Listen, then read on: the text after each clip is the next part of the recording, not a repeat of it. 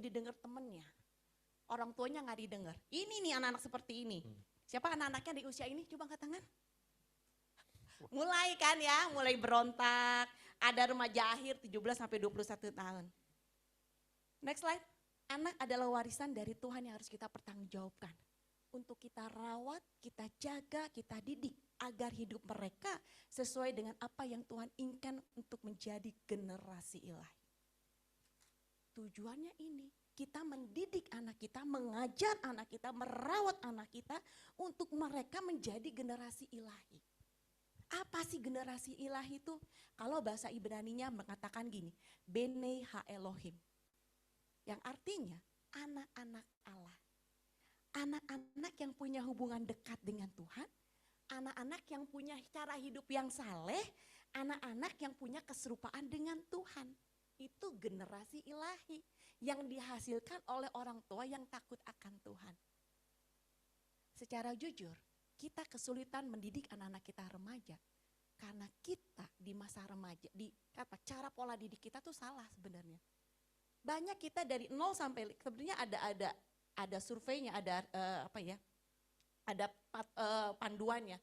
0 sampai 5 atau 6 tahun, sebenarnya kita harus mendidik anak kita tuh anak-anak kita harus tahu bahwa papa mamanya yang punya otoriter, bukan otoriter sebenarnya ya. Mereka otoritas gitu ya, maksudnya untuk lu harus incas deket gitu, lu harus dengar. Dan 0 sampai 6 tahun anak-anak sebenarnya nggak boleh dikasih pilihan. Tapi banyak dari sebagai orang tua, banyaknya di anak umur ini kita kasih pilihan. Nggak mau makan dikasih itu tontonan video. Gak mau makan ini, jadinya kamu mau makan apa? Banyak milih kan anak-anak sekarang kan. Sebenarnya itu gak boleh dikasih pilihan. Nah mulai 6 sampai 12 tahun, mulai kasih sedikit-sedikit pilihan untuk mereka boleh memilih. Karena dimulai sebenarnya di umur 13 masa remaja sampai 17, anak-anak sebenarnya sudah harus punya pilihan. Tapi banyak terbalik. Kita banyak keras di masa remaja anak-anak, lunaknya di masa kecil, sebenarnya enggak. Kalau kita mendidik anak-anak kita keras, bukan keras ya, sebenarnya keras di dalam kebenaran firman Tuhan kecil, percayalah di masa remajanya anak-anak itu tidak akan menjadi anak-anak yang berontak. Malaki 2 ayat 15 mengatakan gini, bukankah Allah yang esa menjadikan mereka daging dan roh? Kita menikah punya hubungan suami istri, satu daging satu roh. Sebenarnya kan dihindaki yang kita pengen adalah anak-anak keturunan kan, keturunan kita. Dan apakah yang dikehendaki satuan itu? Keturunan ilahi. Jadi saat kita bersatu dengan pasangan kita, dengan suami kita, Tuhan mau kita tuh menghasilkan keturunan ilahi. Jadi jagalah dirimu dan janganlah orang tidak setia terhadap istri dari masa mudanya. Anak panah bicara gini, bukan hanya dilahirkan oleh rahim seorang wanita, seorang ibu, tapi seorang ibu dan seorang ayah mempersiapkan anak-anak mereka, membentuk anak-anak kita untuk siap dihasilkan melesat kepada apa yang sasaran Tuhan mau. Wah, diborong semua ini. Saya diam terus dari tadi. Oke, next slide. Nah, kalau bicara anak panah itu dibuat dari namanya pohon old arrow tree. Ini pohon mungkin jarang ada di sini, tapi ini pohon tingginya 4-6 meter, bahkan ada yang bisa 9-12 meter. Tumbuhnya di lereng gunung. Kenapa di lereng gunung? Karena pohon ini membutuhkan ada hembusan angin yang kencang yang membuat pohon ini bisa tumbuh kuat dan lurus. Jadi dia harus ada di lereng gunung. Dan kualitas pohon ini adalah tergantung seberapa dia bisa bertahan menghadapi angin yang kuat sehingga pohon ini akan bertumbuh juga kuat. Nah, next. Nah ini contoh hexagonal sheaf yang anak panah yang kuat, itu bentuknya seperti ini penampangnya. Tapi kalau yang seperti ini itu biasa. Dan yang bedanya apa? Bedanya adalah kekuatannya. Ketika anak panah yang dibuat dari hexagonal sheaf itu akan sangat kuat sehingga ketika diluncurkan ke sasaran, dia nggak mudah hancur. Nah, proses yang terjadi dalam kehidupan anak kita bertujuan supaya anak kita tuh punya kualitas yang baik sebagai anak panah. Jadi ibu-ibu yang ada di tempat ini, kalau anak kita mengalami proses dalam kehidupannya, kita harus agak tega dikit. Ya. Jangan aduh kasihan, aduh anak saya capek, anak saya kasihan. Tapi itu proses yang harus mereka alami dalam kehidupannya, terutama yang menyangkut bagaimana dia keluar dari kenyamanan hidupnya. Ya, karena banyak proses yang terjadi dalam anak kita itu akan membuat potensi daya juang mereka muncul di tengah ketidaknyamanan. Ya mungkin karena kita sebagai orang tua dulu pernah hidup susah, pernah hidup mungkin nggak enak, kita pengen memberi yang terbaik buat anak kita, nggak salah. Tapi kadang-kadang anak kita harus mengalami proses ketidaknyamanan dalam hidupnya. Dan proses ini adalah proses pemuridan yang harus dibangun di dalam rumah oleh orang tuanya. Apa yang harus dibangun? Proses ini harus membangun yang namanya satu, karakter. Karakter anak kita harus kuat. Kita bisa memperkuat anak kita dalam area yang lain. It's okay, bagus. Tapi ingat, karakternya harus dibangun. Next slide. Oh, kelewat satu. Nah, proses seleksi memilih batang panah itu harus yang kuat, yang lurus dan lentur. Dan batang panah ini harus diproses di dalam api, dikeringkan dan harus sampai mati. Sehingga dia tidak lagi menjadi kayu yang bergerak. Dia harus lurus, hatinya, motivasinya harus benar, dia harus hidup dalam ketulusan, hatinya murni, dia harus kuat, ya karakternya, integritasnya, dan dia harus lentur. Lentur adalah resilience. Dia harus tahan menghadapi tekanan, dia harus bisa kembali ke bentuk semula ketika ada tekanan dalam kehidupannya. Inilah yang harus dibangun dalam seorang diri anak panah atau anak-anak kita. Nah, saya percaya bahwa proses demikian itu membutuhkan kematian ego kita, harus kering. Anak kita harus belajar untuk dia tidak hidup egois dalam dirinya. Dia harus bangun kehidupannya kuat secara karakter. Di dalam Yeremia 48, nggak ada di sini, ayat 11, itu bicara tentang kisah hidup seorang anak yang namanya Moab. Yeremia 48 ayat 11 dikatakan gini, Moab hidup aman dari sejak mudanya. Dia hidup tenang seperti anggur di atas endapan. Tidak pernah dituangkan dari tempayan satu ke tempayan lain, tidak pernah masuk dalam pembuangan, sebab itu rasanya tetap padanya dan baunya tidak berubah. Jadi Moab itu adalah seorang anak yang hidupnya di masa mudanya nyaman banget. Dia nggak pernah, kalau seperti anggur yang harus disaring dari tempayan satu sama yang lain, enggak, dia dibiarkan aja. Dia nggak pernah hidup dalam pembuangan, makanya rasanya, kualitasnya tidak berubah. Nah anak-anak kita harus berdoa buat anak-anak kita, supaya dia ngalami yang namanya proses. Nah prosesnya seperti apa sih? Apa yang anak kita harus alami? Next. Ini adalah proses yang harus anak-anak kita alami dalam kehidupan kita. Yang pertama jadi pusat adalah bahwa anak kita harus mengalami yang namanya hidupnya mengandalkan Tuhan. Itu yang pertama. Jangan bentuk kualitas anak kita, karakternya di luar ini. Ini adalah dasarnya. Mengandalkan Tuhan. Ajar anak jangan mengandalkan orang tuanya. Ya mengandalkan, wah tenang udah ada papa mama, aman. Enggak, belajar bahwa dia harus setiap hidupnya. Dan kita sebagai orang tua harus nunjukin bahwa kita juga mengandalkan Tuhan. Jadi kalau ada apa-apa jangan, wah tenang ada solusi dari papa mama. Anak jadi bergantung. Belajar dia mengandalkan Tuhan. Nah bagaimana kita bisa membawa anak kita mengalami proses seperti ini? Sebenarnya satu sebenarnya. Ajak anak kita untuk melayani. Entah melayani itu luas ya, melayani bisa di rumah, bisa mungkin di gereja, bisa di sekolah, di komunitas apapun. Ajak anak kita, jangan hanya diem pulang sekolah, masuk kamar, nonton TV, istirahat. Kegiatannya seperti itu, nggak pernah dia diajar untuk melayani orang.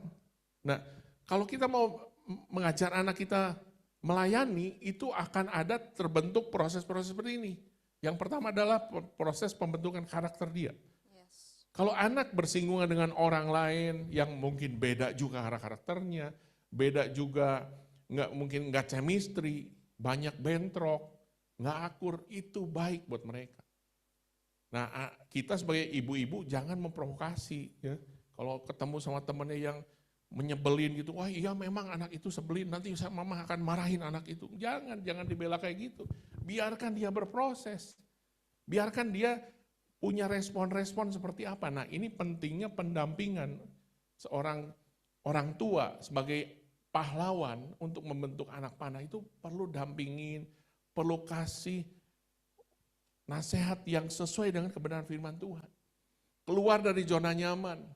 Ya, jangan anak itu pokoknya dikasih sesuatu yang enak dalam hidupnya, nggak pernah dia ngerasain keluar dari zona nyaman dengan apa yang dipercayakan. Kalau dikasih tugas, mungkin ini bicara soal, anggaplah ini pelayanan di gereja, ya. Anak-anak remaja sebelum dia masuk masa remaja, sarankan mereka untuk bisa melayani, ya. Dan memang itu nggak mudah, ya. Anak-anak remaja kan, wah ke gereja aja males, bangunnya siang kan gitu ya. Tapi kalau dia bisa ke gereja dan bahkan bisa melayani, wah itu sebuah investasi, sebuah simulasi buat dia. Dan kita perlu mendampingin anak kita. Dia belajar setia dengan kepercayaan yang diberikan kepadanya. Dia belajar menyusun prioritas, apa yang harus dilakukan terlebih dahulu. Jangan anak nggak ngerti apa yang harus dilakukan, prioritasnya mana.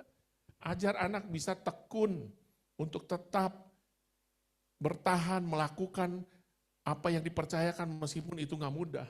Dia konsisten, dia belajar kerjasama, dia mengembangkan potensi, dia belajar mandiri.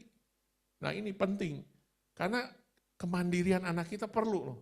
Kadang-kadang mungkin kita selalu, dulu Joel pernah komplain ya, dulu kalau dia pergi basket, kita ada kalanya kita nggak antar. Ada kalanya kita, udah kamu naik Gojek aja. Wah dia protesnya waktu itu kan dari kecil katanya, suruh naik Gojek terus gitu kan. Tapi itu bagus gitu, biarkan, bukan berarti kita malas ya. Tapi ada malesnya sih. Oh capek. Capek. Ya itu pengakuan yang jujur ya. Tapi kadang-kadang ya udah belajar sendiri gitu. Jangan, wah pokoknya jangan, apalagi anak laki ya, jangan kayak diperlakukan kayak waduh, diperlakukan yang spesial gitu. Biarkan dia. Mau jalan kaki ya jalan kaki gitu. Mau kehujanan, kehujanan. Disiplin waktu. Belajar anak tidak egois. Nah ini adalah simulasi-simulasi yang harus dialami oleh anak-anak kita. Terutama anak-anak yang memasuki masa pra-remaja, remaja. Itu penting, membentuk karakter mereka. Yes. Next. Proses penajaman batang panah dengan menggunakan tuh pakai pisau. Ya, pakai pisau atau mendambakan benda tajam yang terbuat dari logam, batu atau tulang. Jadi memang harus ada yang tajam yang untuk yang mengasah kayu anak panah itu. Kalau nggak tajam si pisaunya, gimana si anak bisa tajam? Gimana si anak panah itu bisa lancip? Perlu namanya ketajaman, ya bisa pisau ataupun logam batu untuk mengasah anak panah itu. Saya dapatin bicara tentang senjata pisau atau senjata yang tajam itu bicara gini. Anak-anak perlu namanya disayat egonya. Anak-anak sekarang kan yang saya lihat egonya kuat, egosentris banget. Pokoknya gue harus menang. Pokoknya gue yang harus benar. Orang lain gak boleh. Kalau gue benar, gue langsung akan pukul ya. Itu banyak anak-anak seperti itu, nggak mau disayat egonya. Apalagi lewat tekanan yang tadi suami saya bilang, hubungan dengan teman, anak-anak ribut, orang tuanya ikut ribut juga kan? Biarkan anak-anak tuh ribut, kemudian mengalami tekanan tuh, tujuannya buat apa? Untuk anak-anak bisa belajar menghadapi bagaimana di dalam tekanan, di saat mereka ribut sama temennya, mereka harus lakuin apa? Jangan sampai karena ribut, orang tuanya ikut campur, jadilah permasalahan. Anak-anaknya udah sembuh, udah bayar lagi, orang tuanya yang ribut ya, yang gak sembuh-sembuh. Itu banyak terjadi, memang pasti sakit, penyayatan itu masih sakit. Tapi kalau setiap anak mengerti ada sayatan tentang penyayatan ego, di dalam tekanan ada tantangan yang dia harus hadapi, punya respon yang benar, sakit emang gak mudah. Memang gak enak banget kalau sakit, tapi kalau punya respon yang benar dan didampingi oleh orang tua, anak-anak bisa mengerti. itu sedang membentuk proses karakter mereka. Jadi ada 3 hal yang harus tajam dalam diri seorang anak. Yang pertama, anak-anak harus mengalami Tuhan secara pribadi. Dan mau tidak mau, orang tua harus menjadi teladan buat anak-anak. Gimana kita menyuruh anak-anak kita berdoa, baca firman, merenungkan firman, emaknya sendiri enggak. Yang ada nanti kalau kita nyuruh, anak-anak yang bilang, mama mah hanya ngomong doang, lakuin juga enggak. Anak-anak harus mengalami Tuhan. Yang ada kan kadang ada HQ. Gimana sih anak-anak nemuin Tuhan, gimana mengalami Tuhan secara pribadi, punya kehausan secara pribadi. Dan orang tua balik lagi mendampingi dan bahkan meneguhkan anak-anak kita. Gimana sebagai orang tua bisa meneguhkan anak-anak kita? Mau tidak mau orang tuanya harus dekat sama Tuhan. Apakah selama ini kita sudah memberikan kata-kata peneguhan buat anak-anak kita? Atau yang kita kasih adalah kata-kata kita bandingkan dengan anak orang-orang lain. Kata-kata tajam yang menyakitkan buat anak-anak kita. Kata-kata kutuk yang keluar dari mulut kita. Pernahkah kita memberikan peneguhan buat anak-anak kita? Gak usah jauh-jauh. Tiap pagi mungkin lagi antar anak sekolah, tumpangin tangan. Suami saya dulu memang waktunya malah gitu memang sulit banget karena padat. Tapi salah satu yang dilakukan oleh suami saya adalah setiap pagi nganterin anak sekolah. 2 anak, tempatnya berbeda. Tapi di situ suami saya suka tumpang tangan dan berdoa buat anak-anak.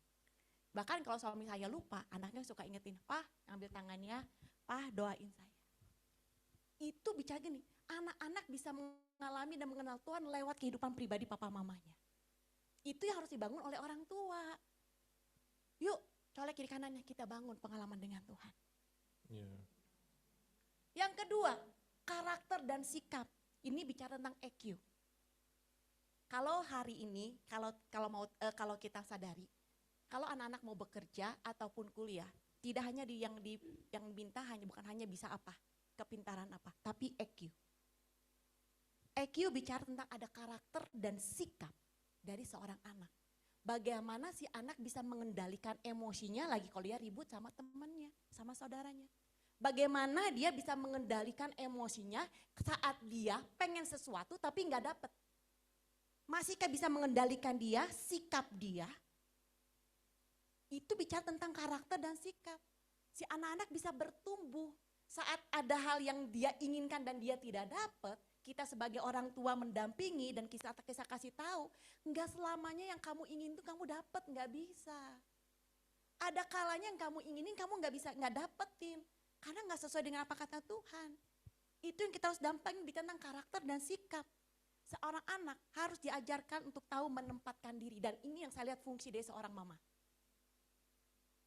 Seorang mama itu memang secara emosi punya empati. Karena Tuhan lahir keunikannya ada emosi dari seorang mama. Emosi berbeda dengan perasaan. Tapi bicara dengan emosi yang sudah kita menang dari luka dan trauma. Kita menang dari setiap kepahitan yang kita alami. Emosi itu kita dapat kendalikan lagi, bukan lagi kita dikendalikan oleh emosi, tapi emosi mengendalikan kita. Yang akhirnya kita punya kepekaan dan kita punya empati. Dan seorang anak belajar empati itu dari mama. Bagaimana menghormati yang besar, bagaimana ketemu dengan orang tua. Kan seorang mama, tuh itu salam.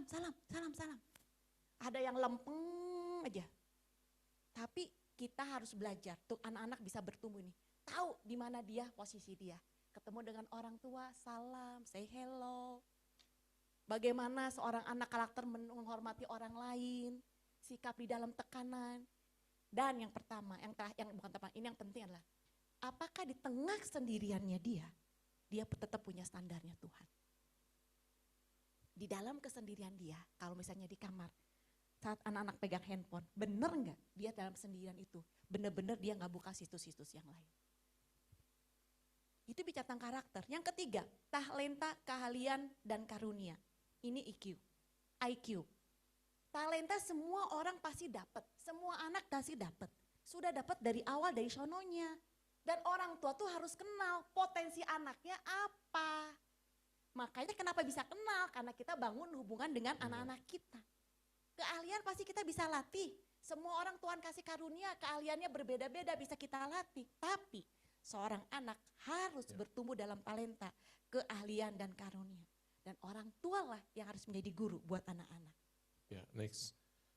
Proses terakhir dari pembuatan anak panah adalah ini, memberikan sirip pada ujung belakang anak panah supaya apa? Supaya panah itu ketika dilepaskan itu punya kestabilan. Sehingga akhirnya menembus pada sasaran yang tepat. Nah, proses pemberian sirip ini bicara soal apa? Next. Ini bicara soal ada 4 hal. Ya, kalau secara umumnya jadi batang panah itu harus diuji dalam proses kehidupan dan dia harus tajam dalam karakter, ngalami Tuhan sejak masa muda. Dia bisa ngalami jamahan Tuhan gitu. Jangan ke gereja tapi dia nggak kenal siapa Tuhan, nggak tahu. Saya senang sekali kalau lihat anak-anak remaja ketika mereka menguji menyembah Tuhan, mereka bisa nangis. Wah, itu mereka udah tahu, dia sudah ngalami Tuhan.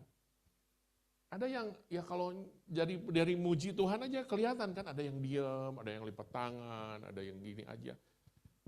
Ya kita doakanlah anak kita supaya mereka ngalami Tuhan. Yang ketiga tadi ketajaman dalam talenta. Nah, kalau sirip itu bicara apa?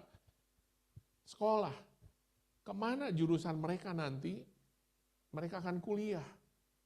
Dan ini jangan hanya sekedar ikut-ikutan atau tren, oh sekarang lagi rame ini jurusan ini, ayo udah anak saya masuk aja ke situ. Nanti masa depannya cerah. Atau bahkan ambisi dari orang tuanya. Ya, orang tuanya dulu mungkin nggak ngambil jurusan itu, nggak lulus, terus memaksakan untuk anak harus menjadi pengganti orang tua. Anak harus ngerti apa yang menjadi talenta keahlian sehingga dia harus tahu dia harus ngambil jurusan apa sekolah.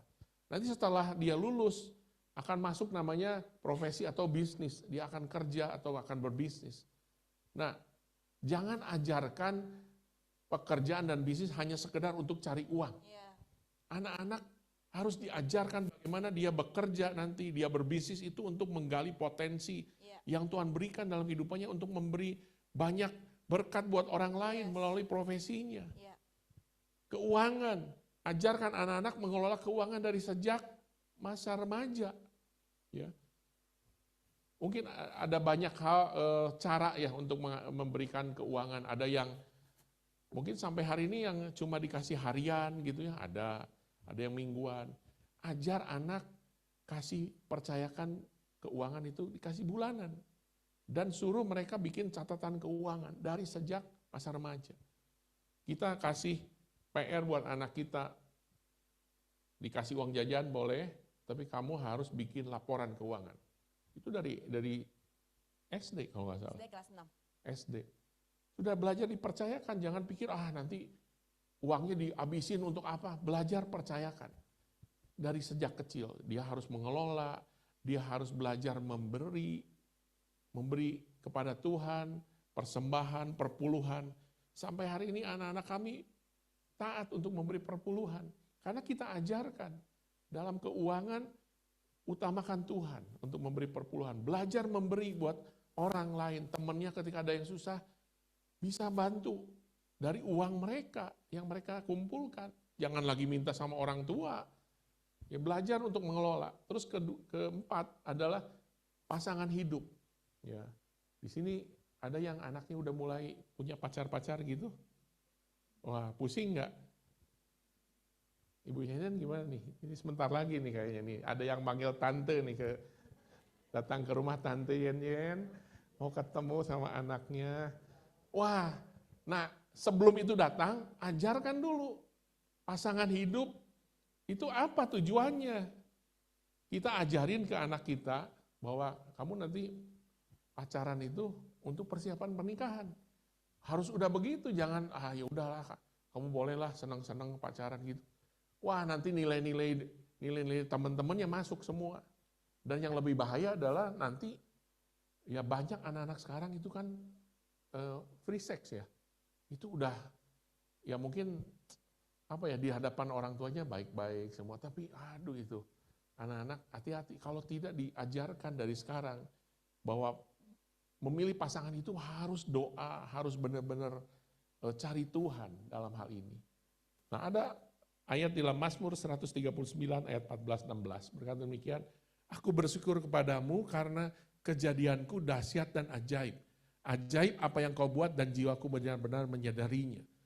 Jadi anak kita itu unik dan spesial. Tuhan ciptakan ajaib dan dahsyat. Jadi anak kita itu memang customize.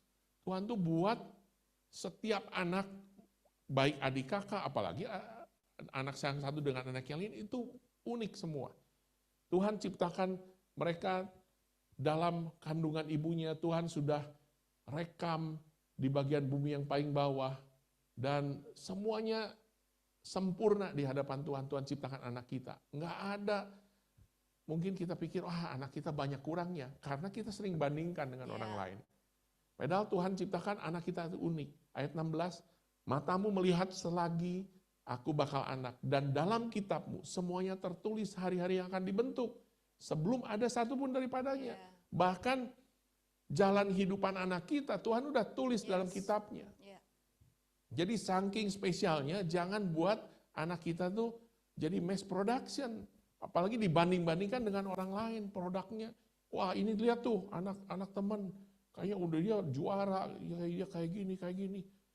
Wah anak kita akan merasa kepahitan loh ketika dibandingkan. Padahal dia punya destiny-nya sendiri yang Tuhan catat dalam kitabnya.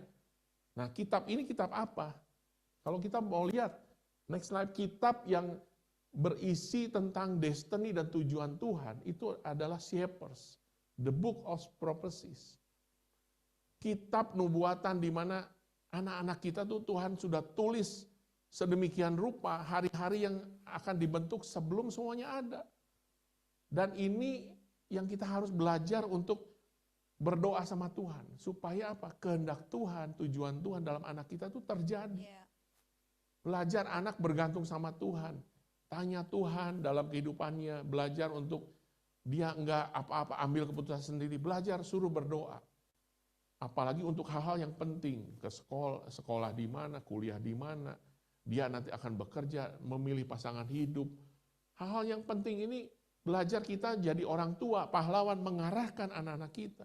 Bahwa ada destiny yang Tuhan sudah catat dalam kehidupan anak kita. Dan anak kita harus menghidupinya selaras dengan apa yang Tuhan mau. Ini yang disebut dengan jadilah kehendakmu di bumi seperti di surga. Seperti apa yang Tuhan tulis dalam kitab masing-masing setiap kita. Termasuk kita pun punya shepherds masing-masing. Jadi nggak usah iri dengan kehidupan orang lain. Nggak usah banding-banding dengan kehidupan orang lain. Karena Tuhan sudah catat semuanya. Something is written to preserve it for future use. Ada hal-hal yang dimana Tuhan, mungkin Tuhan nggak bukakan banyak hal dalam kehidupan kita. Tapi ketika kita berjalan, bergantung sama Tuhan, tanya sama Tuhan, Roh Kudus memimpin kehidupan kita. Saya percaya kehidupan kita, anak-anak kita akan dibawa kepada kehendak Tuhan. Kepada tujuan dan rancangan anak-anak kita.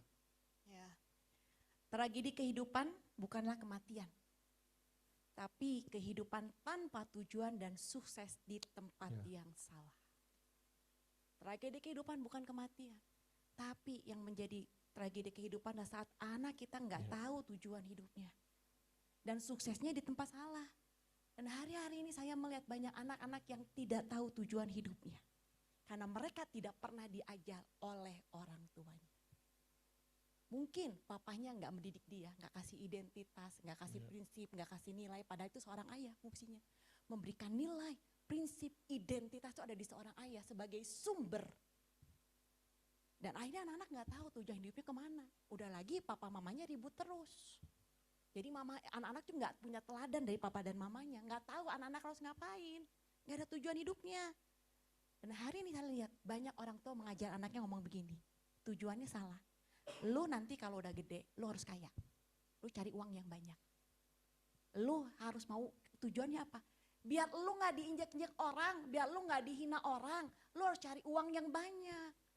Lu dia mau dihargain orang, lu harus bisa berprestasi. Itu tujuan, bukannya salah, bukannya nggak boleh. Tapi kalau anak-anak dikasih tujuannya itu, dia akan kejar apa yang orang tuanya mau dengan cara yang salah. Bener nggak? Dia akan cari gampang aja, karena kan mama gue yang pengen. Orang tua gue yang pengen, itu benar-benar tragedi kehidupan, kematian sebenarnya. Buat seorang anak. Yuk colek kiri kanannya, kita harus kasih tujuan hidup buat anak-anak kita. Next selanjutnya, pahlawan. Kita itu adalah pahlawan. Tuhan kasih otoritas kita sebagai orang tua menjadi pahlawan buat anak-anaknya. Jangan kita otoritas, mungkin di sekolah otoritasnya guru, di sekolah minggu, di gereja adalah orang guru sekolah minggu. Tetapi otoritas di rumah itu adalah orang tua. Dan orang tua memang harus bekerja sama dengan guru, dengan sekolah minggu, guru sekolah minggu. Yeah. Memang bagus sekarang ke sekolah-sekolah banyak orang tuanya diajak ikut ada seminar. Kalau anaknya bermasalah emang dipanggil. Itu tujuannya apa? Biar orang tua pun tahu apa yang terjadi anak-anak tuh di sekolah. Banyak anak-anak yang di rumahnya baik-baik, di sekolahnya memberontak dan menjadi biang kerok. Tapi orang tuanya banyak nggak terima. Anak gua baik kok di rumah, anak gua wah manis banget di rumah. Kita harus cek, kita punya kerendahan hati saat kita ngobrol dipanggil ke sekolah untuk membuka diri, ada apa dengan anak kita. Jangan merasa diri anak kita benar manis di rumah, tapi ternyata di luarnya tukang bully, biang kerok. Ya, sehingga Mazmur 127 yang tadi kita bahas 3-5. Anak-anak laki-laki dan perempuan tulang pusaka. Seperti anak-anak panah di tangan pahlawan. Demikianlah anak-anak pada masa mudanya. Anak bagi orang tua adalah warisan, heritage dan upah dari buah kandungan. Jadi kalau kita mau melihat, kadang gini, mau lihat orang tuanya seperti apa, lihatlah anaknya. Pohon mau lihat baik apa enggaknya, dilihat apanya? Buahnya. Orang tua punya otoritas dan peran yang penting, menghasilkan buah-buah dari seorang anak yang punya karakter, pengalaman dengan Tuhan, hidup takut akan Tuhan. Upah orang tua bukan hanya melahirkan anak jasmani dari kandungan jasmani kita, tapi juga melahirkan anak rohani dari kandungan rohani kita, yaitu generasi ilahi. Mungkin ada wanita yang memang tidak Tuhan kasih untuk bisa melahirkan anak. Tapi Tuhan pakai engkau melahirkan keturunan-keturunan rohani. Untuk engkau bisa memuridkan anak-anak yang lain. Untuk mendidik mereka punya generasi ilahi. Jangan berpikir gue gak punya anak, enggak. Mungkin ponakan, anak teman, didik mereka, kasih waktu buat mereka untuk mereka mengalami Tuhan dan akhirnya dihasilkan generasi-generasi ilahi. Orang tua jangan mengalihkan tanggung jawab orang tua kepada gereja, kepada sekolah. Tanggung jawabnya ada di dalam orang tua untuk mendidik anak-anak itu menjadi generasi ilahi. Dimulai dari kita. Mulai yuk mentor anak-anak kita, ponakan-ponakan kita. Orang tua yang produktif adalah mereka yang membuat tabung panah mereka penuh, yaitu melahirkan anak jasmani dan anak rohani menjadi generasi ilahi. Tabung itu bicara rumah, produktif ini. Gunakan waktu bersama dengan anak-anak itu penuh di rumah. Apakah hari-hari ini kita punya waktu enggak ngobrol sama anak-anak, share heart to heart sama anak-anak kita. Jangan yang kamu harus begini, tanpa kita nggak dengar. Anak kita tuh pengennya apa sih? Anak kita tuh lagi ngamalin apa? Pakai waktu bersama dengan anak-anak kita. Karena ada saatnya anak-anak kita akan meninggalkan kita. Hari ini anak-anak saya sudah mau agak dewasa.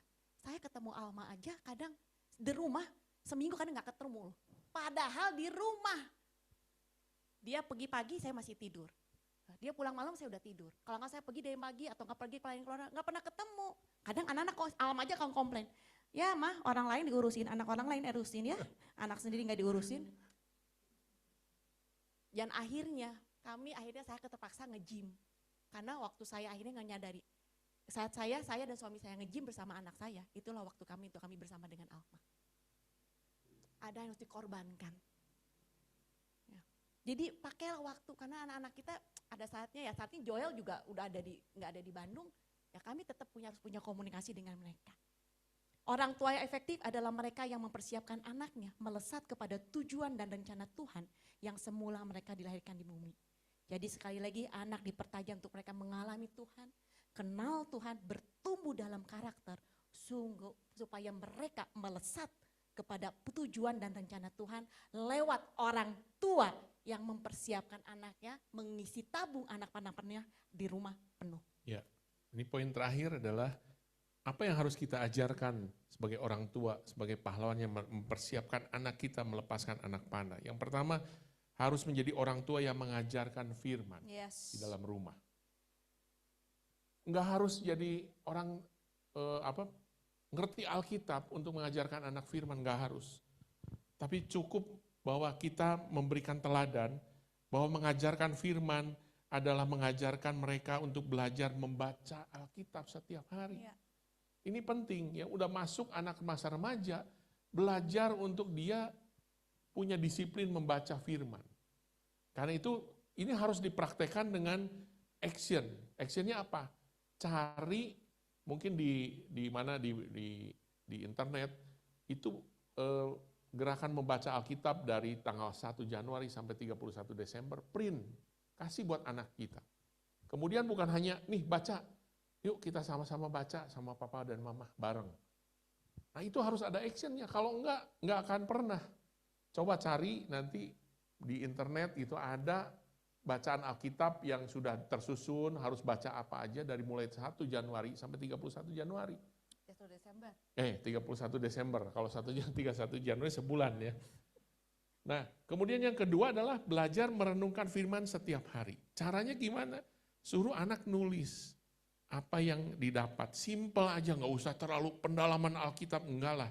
Ya, belajar aja, yang kamu baca, kamu dapat apa, tulis. Saya selalu nulis apa yang saya dapat dari perenungan saya. Dan ternyata itu nurun ke anak saya. 2 anak saya itu tukang nulis apa yang dia dapat dari apa yang dia baca, dari dia dengar khotbah. Nah, jarang kan sekarang dengar khotbah, nyatet gitu, anak-anak tuh udah jarang.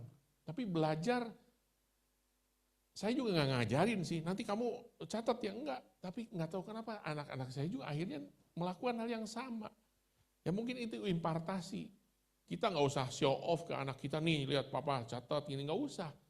Tapi itu impartasi akan mengalir. Nah, yang ketiga adalah berbagi hidup tentang firman Tuhan. Ya, sekali lagi ini bukan pendalam Alkitab, nggak harus, saya kan nggak ngerti firman, enggak. Ini sharing aja. Ketika ada dalam satu kasus apa, sharingkan apa yang didapat, apa yang kamu pelajari. Gitu. Baru-baru ini, ya itu cerita aja lah ya. Baru-baru ini anak saya yang laki tuh ceritanya putus pacarnya. Ya. Padahal udah 3 tahun. Waktu pacaran pertama, kita udah panggil, kita udah doain. Saya bilang, kamu belajar setia sampai pernikahan. Ternyata putus juga. Ya, kenapa putus? Nah ini penting. Ini karena ternyata anak saya merasa ketika anak saya bertumbuh, dia kan di Malaysia tuh. Dia sekarang udah belajar melayani, jadi ketua Komsel, kemudian dia sering dengar podcast Diomike tentang pasangan hidup. Dia merasa, aduh, kayaknya kok pasangan hidup saya katanya nggak sepadan, Pak. Gitu. Terus jadi gimana kamu? Ya kita mau ngobrol, mau doain katanya. Anaknya mau baik sebenarnya, anaknya baik. Cuma menurut anak saya kurang sepadan. Ya belum mengalami Tuhan, nggak cinta Tuhan, seperti itu. Tapi saya bilang, jangan ngomong gitu dong, nggak enak dong. Nanti kan kayak menjudge dia kan. Ya, tapi doain lah, akhirnya suruh doa berapa lama. Sampai akhirnya dia menemukan dan baru 2 hari lalu lah dia ngomong kayaknya udah nggak dulu membangun hubungan ini. Terus kita juga telepon anaknya tadi malam dia juga nangis ya, ditelepon nangis, kok yang putus anak laki kok yang nangis nih.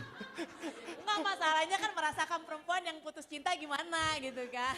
Ya, tapi jujur saya juga nangis sih, beneran. Saya nangis, saya merasakan bener anaknya baik gitu, aduh Tuhan.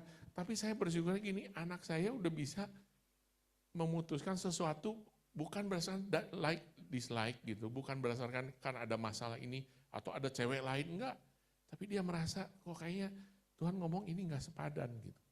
Dan itu harus, ya kita juga harus dukung ya. Saya enggak ngomong kamu harus putus, kamu harus jalin, enggak. Biarkan anak kita nge-decide. Itu berdasarkan apa? Dari perenungan, dari apa yang dia dapat, prinsip-prinsip kehidupan. Ya saya WA, kemudian saya doain juga anak perempuannya, karena saya juga ngerasa memang kita udah dekat gitu ya. Dan ya dia nangis, tiba-tiba nangis, difoto sama si Alma, nih lagi nangis mama. Bener-bener nangis loh, sampai ceguk-ceguk itu ini yang putus siapa ini? Tapi ya itulah, itu proses, saya bilang proses. Ya berat sih memang, cuma saya bersyukur anak kami ini yang mengalami proses seperti itu dan bertumbuh karena punya prinsip gitu. Nah, terus kemudian yang kedua, apa yang harus dilakukan jadi orang tua adalah jadi orang tua yang menjadi teladan. Teladannya dalam hal apa? Dalam keseharian kita. Anak kita itu melihat video kehidupan kita. Ya, jangan dipikir anak kita nggak ngerti apa yang kita lakukan di rumah. Dia tuh menonton video kita. Dia nyerap dan akhirnya dia akan lakukan hal yang sama tanpa kita sadarin. Bagaimana cara kita melayani, mengampuni, mengasihi orang, melepaskan hak, berkorban, menolong orang lain, memberi, menghormati orang tua. Itu jadi teladan yang harus kita berikan setiap hari. Ya, umur anak kita bersama-sama dengan kita kan nggak panjang ya. Paling 24 tahun juga dia, jangankan 24 tahun, udah kuliah aja dia udah lepas dari rumah kita. Ya, hanya mungkin 18-19 tahun pakai waktu itu dan mungkin nggak 19 tahun sebenarnya. Mungkin di masa remaja 13 sampai 19, 6 tahun. Pakai itu untuk kita mempertontonkan sesuatu hal yang baik jadi teladan. Yang terakhir adalah jadi orang tua yang berdoa. Membangun mesbah doa, tadi sudah dibilang. Belajar doain anak kita. Karena anak kita membutuhkan doa dari kita sebagai orang tuanya. Doa itu kayak blessing yang menyertai perjalanan mereka. Kemudian belajar untuk mendengar Tuhan berbicara apa dalam doa untuk anak kita. Belajar kita sampaikan dan kita ajarkan ke anak juga kalau doa coba belajar dengerin apa yang Tuhan mau ngomong. Ya. Waktu anak saya yang Alma yang pertama lulus kuliah terus dia mau kerja, dia pengen kerjanya di Jakarta. Wah, saking ngebetnya dia udah daftar sana sini, ngelamar sana sini. Enggak keterima. Kayaknya diterima gitu, tapi di PHP tiba-tiba di ghosting gitu, nggak ada kabar gitu.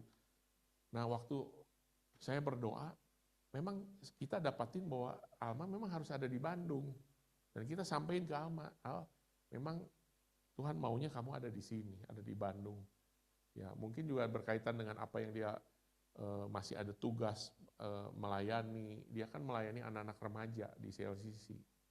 Dan dia banyak hal yang dia harus kerjakan lah, dan musim dia mungkin masih harus ada di Bandung gitu. Jadi kita bilang udah kamu di sini aja, jangan lagi pengen lamar lagi terus. Akhirnya dia juga ngerti bahwa Tuhan tempatin dia di Bandung. Nah, kemudian berdoa supaya kehendak Tuhan terjadi buat anak kita, ini penting. Ya. Jangan sampai anak kita nggak ngerti hidup dalam kehendak Tuhan itu seperti apa. Dan kita harus doakan sebagai orang tua, sebagai papa mamahnya, gitu.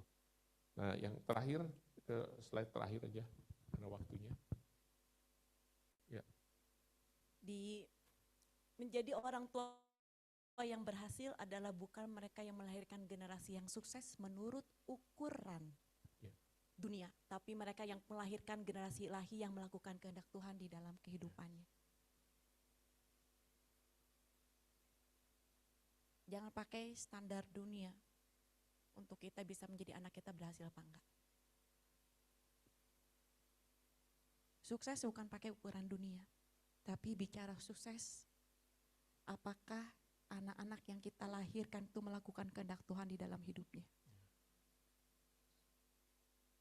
Dan kita harus menyadari sebagai orang tua. Banyak orang yang tahu luka, belum pulih, yang akhirnya mendidik anak-anak kita dengan cara kita, bukan cara Tuhan. Sehingga anak-anak kita nggak hidup di dalam kehendak Tuhan. Dan hari ini bukan nggak mudah buat kami, dan lagi itu kami agak bermasalah dengan Joel sebenarnya. Kalau saya ngomong kepada pasangan yang punya anak remaja, libatkan mereka dalam sekolah minggu.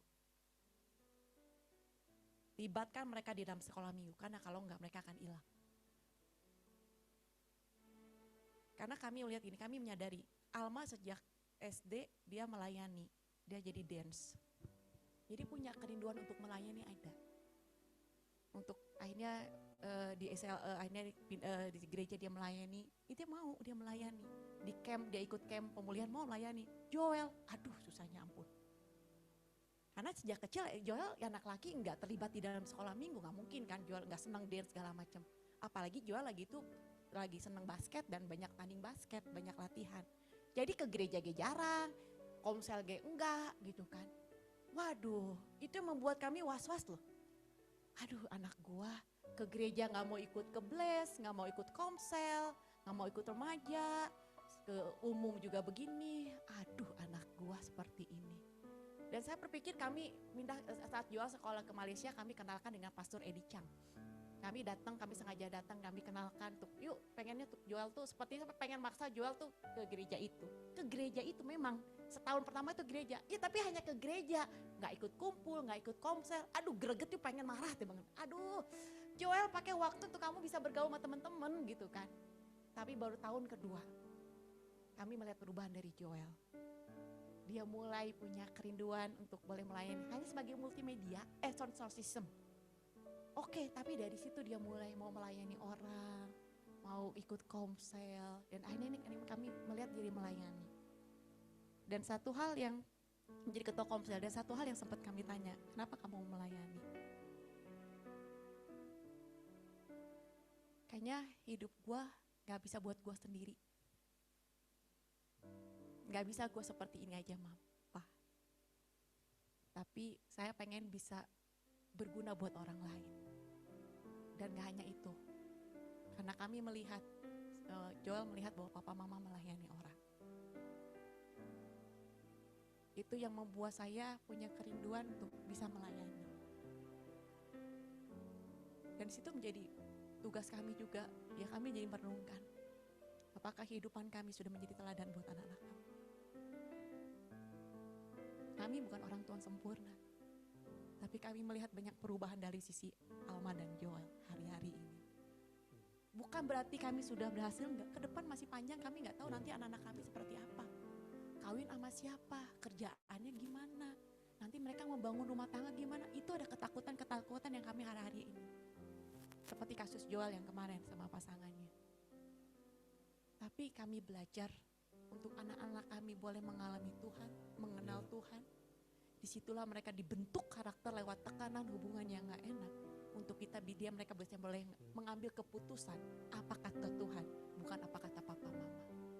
Dan hari-hari ini, biarlah anak-anak kita itu melesat tepat kepada sasaran yang Tuhan mau. Bicara anak panah melesat kepada tujuan yang mungkin kita gak bisa capai, gak bisa kita dapat, tapi anak kita bisa lakukan itu. Bicara anak panah bisa melesat tepat pada sasaran itu bicara tentang ada kapasitas yang Tuhan siapkan buat anak-anak kita lewat pendampingan orang tuanya. Dan tuh anak-anak kita bisa melampaui batas extra mile karena dia boleh mengalami Tuhan dan dia boleh mengalami kasih Tuhan lewat orang tuanya. Hari ini saya tidak tahu apa yang dialami oleh para wanita-wanita di tempat ini, ladies. Maukah hari ini kita belajar berkata Tuhan? Aku mau menjadi pahlawan buat anak-anakku.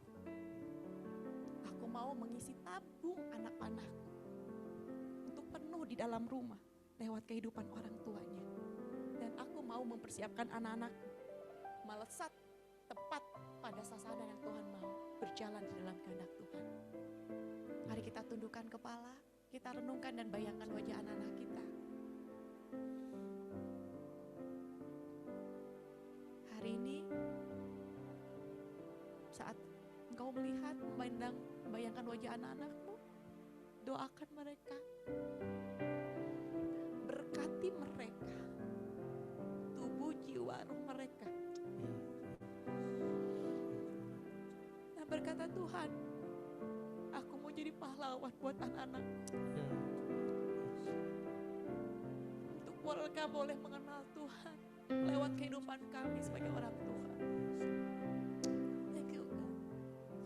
Ku nyatakan Engkau Tuhan di hidupku, Tuhan di setiap ucapan dan perbuatanku.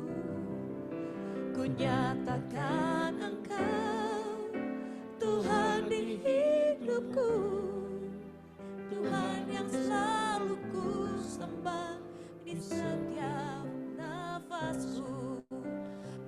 nyatakan Engkau Tuhan di hidupku, Tuhan di setiap ucapan dan perbuatanku.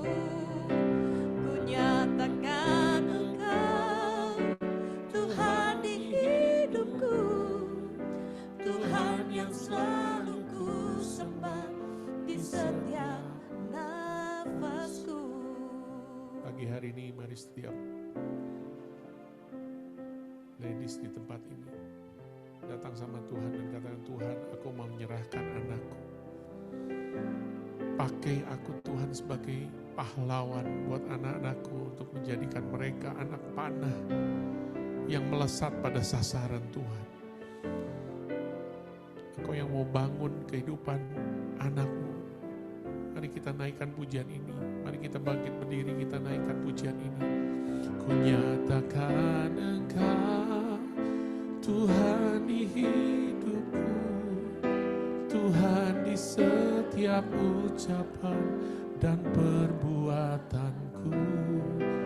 Ku nyatakan Engkau Tuhan di hidupku, Tuhan yang selalu ku sembah di setiap nafasku. Tuhan, terima kasih pagi hari ini Tuhan. Kami mau bawa anak kami Tuhan. Kami tahu anak kami Tuhan ciptakan dengan dahsyat dan ajaib Tuhan. Ajar kami Tuhan sebagai orang tua bisa melihat seperti Tuhan melihat anak-anak kami. Ada potensi Tuhan, ada hatinya Tuhan, ada destininya Tuhan dalam kehidupan anak kami. Dan biarkan kami Tuhan bisa menjadi orang tua yang bertanggung jawab Tuhan. Untuk mendidik mereka, untuk memuridkan mereka dalam rumah kami Tuhan. Kami mau belajar menanamkan kebenaran firman Tuhan. Kami mau belajar Tuhan untuk berdoa buat anak-anak kami. Kami mau belajar Tuhan supaya anak kami mengenal apa yang menjadi kehendak Tuhan, rencana Tuhan dalam kehidupannya. Pakai kami Tuhan sebagai orang tua yang mungkin kami juga terbatas. Kami gak sempurna, kami banyak kekurangan Tuhan. Tapi di tengah-tengah kami berserah kepada Tuhan. Kami tahu Tuhan dalam kasih karunia Tuhan, anak kami akan mengalami Tuhan pada waktunya Tuhan. Kami terus berdoa Tuhan, Engkau menjamah anak kami Tuhan. Apapun kondisi hari ini anak-anak kami Tuhan. Mungkin ada anak-anak kami yang hari-hari ini menghilang jauh dari Tuhan. Kami sebagai orang tua, kami mau tetap berdoa buat mereka Tuhan. Supaya mereka kembali kepada jalan Tuhan. Mereka boleh menemukan Tuhan, berjumpa dengan Tuhan. Tuhan jamah anak kami Tuhan. Dimanapun mereka berada hari ini Tuhan. Kami tahu Tuhan, kekuatan doa itu jauh lebih besar Tuhan. Kami percaya Tuhan, kasih karunia Tuhan selalu ada atas keluarga kami. Terima kasih Tuhan. Biarkan Tuhan kebenaran firman Tuhan ini Tuhan menjadi jalan buat kami Tuhan. Untuk kami berjalan dalam kehendak Tuhan. Pagi hari ini Tuhan kami menyerahkan anak kami. Kami mau persembahkan dia Tuhan di hadapan Tuhan. Kami gak pernah untuk lelah untuk terus berdoa buat mereka Tuhan. Kami mau tumpangkan tangan ketika ada anak kami bersama dengan kami. Kami mau memberkati anak kami Tuhan. Meskipun kami belum melihat hari ini Tuhan. Tapi kami percaya sebuah taburan Tuhan. Sebuah air mata, cucuran air mata. Kami mau belajar Tuhan untuk menabur terus buat anak kami. Kami mau belajar Tuhan untuk memberikan harapan Tuhan ada dalam anak kami Tuhan. Sehingga pada waktunya Tuhan, Engkau akan menjawab setiap doa-doa kami sebagai orang tua. Dan kami melihat kehidupan anak kami ada dalam kehendak Tuhan, berjalan dalam kehendak Tuhan di masa depan mereka. Mereka melayani generasi mereka, melayani kehendak Tuhan dalam generasi mereka Tuhan. Itulah kerinduan kami Tuhan. Dan kami berdoa Tuhan, nyatakan Tuhan itu di tengah-tengah keluarga kami Tuhan. Supaya kami menjadi kesaksian nyata buat banyak orang. Karena ada Tuhan dalam kehidupan kami. Makasih Tuhan, materaikan kebenaran firman Tuhan ini. Hanya di dalam nama Tuhan Yesus. Semua yang percaya katakan, amin, amin. Yes. Puji Tuhan, boleh duduk semuanya. Boleh tepuk tangan sekali lagi. Thank you Pastor Dudung, Cihana atas sharingnya hari ini. Sungguh berdoa untuk setiap kita di tempat ini memperlengkapi kita ya, sharing hari ini untuk kita membina anak-anak rohani jasmani kita.